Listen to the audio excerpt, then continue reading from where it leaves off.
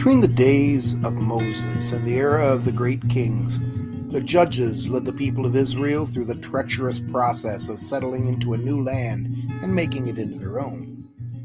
These men and women, called by God from sometimes obscure or ignominious circumstances, were charged with the task of administering the nation in times of peace, and more often, leading the charge in times of war. Unlike the kings, the judges were not born into their roles. They were hand-picked by the Lord, typically in times of crisis, to turn the nation away from apostasy and deliver it from its oppressors. Their company comprises some of the most memorable figures in the Bible. People like wise Deborah, valiant Gideon, and the mighty Samson. But though their stories are often inspiring, a closer look at the judges reveals that most of these leaders had feet of clay, and some were such misfits that we might well wonder why God would have chosen them at all. These are not saintly figures like Joseph or Daniel, and yet their brokenness may well be part of their appeal. The book of Judges stands as something of a crossroads in the Bible. The Torah, the first 5 books of the Bible, is dominated by the figure of Moses. Joshua, as Moses' protege, essentially continued that tradition, completing the work that Moses had begun. The age of Israel's kings and the towering figure of David still loom in the future. The period of the Judges forms a bridge between the crucial eras of Mosaic leadership and the era of monarchy.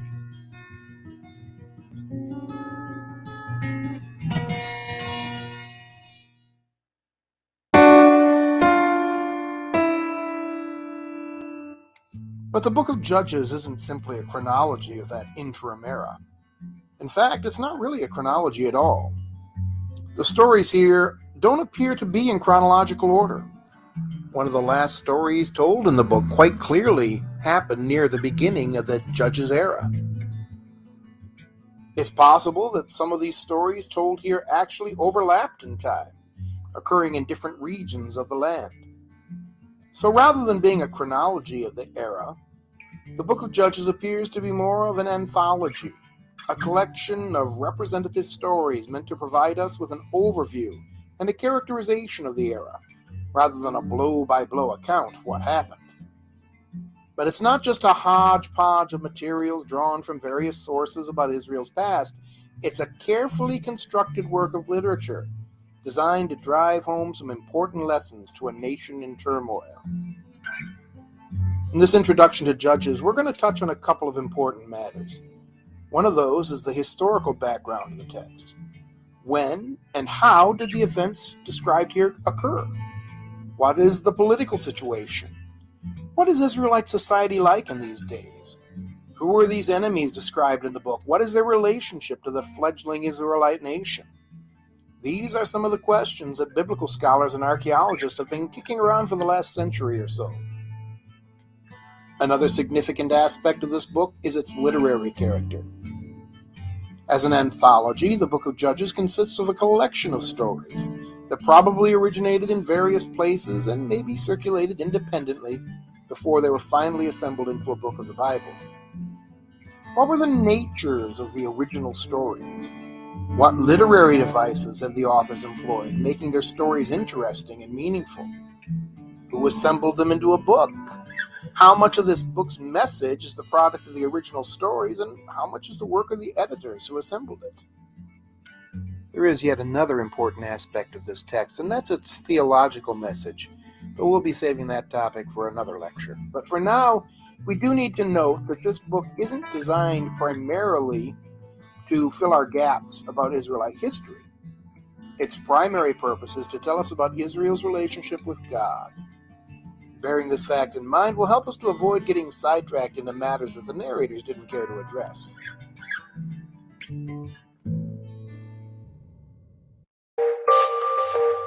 So let's start with the historical and cultural background. Scholars generally agree that the period of the Israelite monarchy began sometime around 1050 BC. So we can confidently state that the era of the Judges ended sometime around the turn of that first millennium BC. The question of when it begins, that's a bit more of a challenge. There are two major theories for dating the Exodus from Egypt. One says that the Exodus occurred around 1470 BC, which would mean the period of the Judges lasted about 400 years. The other theory is that the Exodus occurred around 1235 BC, which would put that era more like 200 years. Well, you say, why not just add up all the numbers for the Judges' lengths of administrations? See what we come up with. As we noted earlier, the book really isn't a chronology of the era. Undoubtedly, some of those administrations overlapped or occurred in different orders than those presented in the book, so the numbers really aren't going to help that much. All we can say with certainty is that Israel was led by judges for at least a couple hundred years before the time of the kings. Another matter of concern is the state of Israelite society in those days.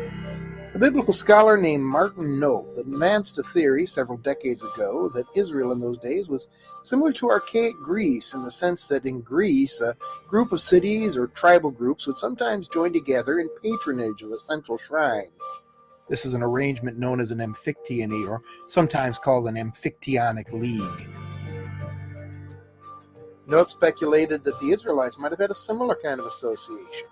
A group of people bound together not actually by common ancestry so much as by their patronage of the tabernacle. While this theory hasn't found anything near universal acceptance, it would explain the Israelites' tendency to pull apart so easily, as if each tribe formed its own separate state rather than a cohesive nation. It foreshadows events to come later in Israel's history when the nation divides into two kingdoms. One of the questions that scholars have pondered is how this political picture differs from the picture presented in the book of Joshua. In Joshua, we see a united Israel, fighting as one against the inhabitants of the Promised Land.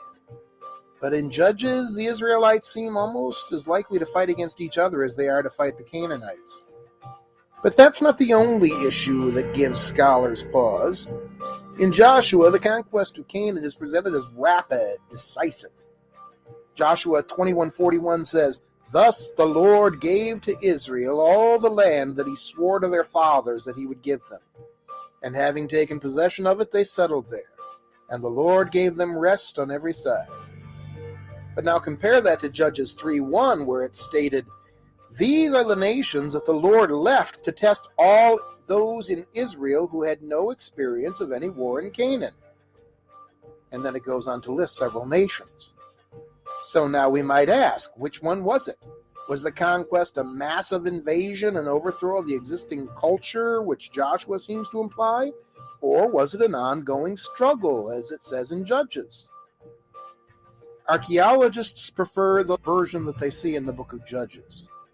They point out that there really is no archaeological evidence of a sudden massive influx of millions of people into the land of Canaan anytime in the second half of the second millennium BC. They also say that they don't find evidence of widespread destruction that the book of Joshua seems to demand.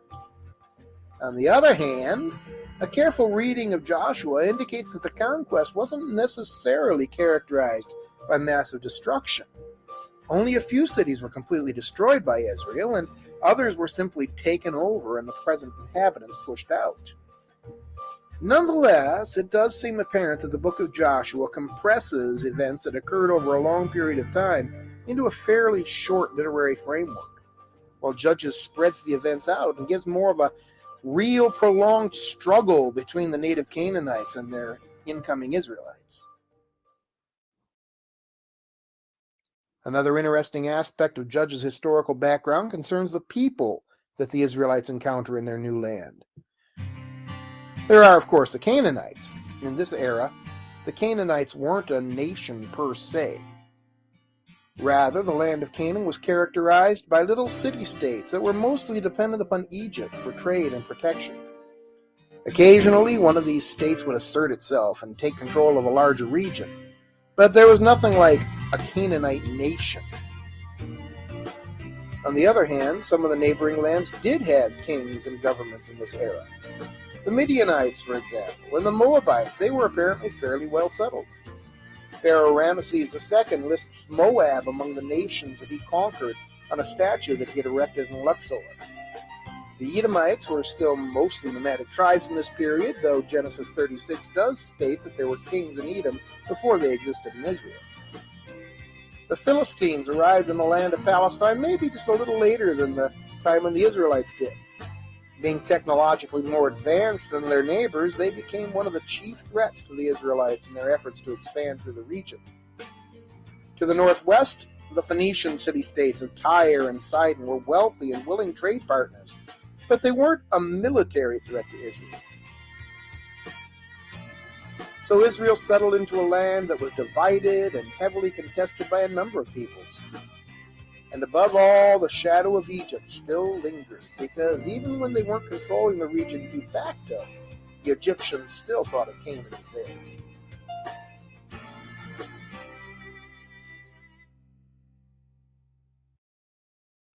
Now, all of this political intrigue sets the stage for the literary complexity of the book of Judges.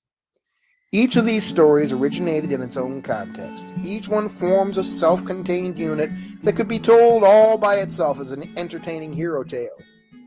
But the way they've been assembled in this book, the way they form an ongoing narrative, clearly this is not merely an accident, but is a design. The composer has selected these stories and joined them together in a way that makes each case appear more desperate than the last. It's not just that Israel keeps choosing to do the wrong things. They grow egregiously more wicked through the course of the narrative, until our narrator puts a bow on the whole sordid mess with the laconic observation, "There was no king in Israel in those days. Everyone did what was right in his own eyes." There's really no telling when the original stories of the people like Ehud and Deborah and Samson were first composed. But we're on a little firmer footing when we ask the question of how they got edited together into the book of Judges. Now, don't get me wrong, like most of the Old Testament, the book of Judges is anonymous. Traditionally, it was attributed to the prophet Samuel, who also happens to be the last of the judges. Nowadays, however, a new theory has replaced the traditional understanding and is gaining fairly wide acceptance. Today, most scholars believe that the book of Judges was composed in a few stages by a person or persons known as a Deuteronomist. This theory, like the theory of the Amphictyonic League, originated with Martin Note, and it was modified by the Harvard scholar Frank Moore Cross. Note argued that Joshua, Judges, Samuel, and Kings were composed during the Babylonian exile to explain the fall of Judah. When you think of it, here it is, a nation which believes that its God is the sole creator of heaven and earth, and that this God had chosen to dwell in Jerusalem. But now their nation was in captivity. Jerusalem and the temple of the Lord had been destroyed. You can imagine that could have resulted in quite a crisis of faith among the people of Judah. The Deuteronomistic history, it was argued, was composed to demonstrate that God had not failed his people. Rather, it was the people who had failed God. There's a good deal of evidence for this theory. First of all, there's the fact that Joshua through 2 Kings forms a fairly continuous story with several recurring central themes. Some of these themes are clearly derived from ideas presented in the book of Deuteronomy. Therefore, we have this name Deuteronomistic history. The main idea here is that if Israel rejects the laws of the Lord and goes off to worship other gods, the Lord will punish them by giving their enemies victory over them. Ultimately, if Israel utterly refuses to obey, God will punish the nation by removing it from its land and sending it into exile, which is, of course, precisely what happened in the Babylonian exile. In 1968, Frank Moore Cross modified the Deuteronomistic hypothesis by proposing that the work was initially composed during the time of King Josiah to support his reform programs. It was then modified later during the Babylonian exile to reflect the new circumstances. This is called the double redaction theory of the Deuteronomistic history. Now, not all scholars have completely bought into the validity of this hypothesis, and the idea that the book of Judges went through only 2 redactions is pretty much universally rejected. Most scholars believe it was quite a bit more complicated than that. Nonetheless, the idea that the text was substantially formed during the Babylonian exile seems quite secure. Each of these episodes drives home the idea of God's sovereignty, of human culpability, and of supernatural grace. The failures of Israel in these episodes parallel the failures that the nation experiences in its later history.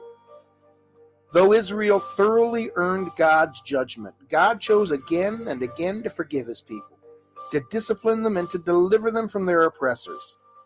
The book of Judges serves as a beacon of hope to a people who have been conquered, humiliated, and subjugated by a pagan power.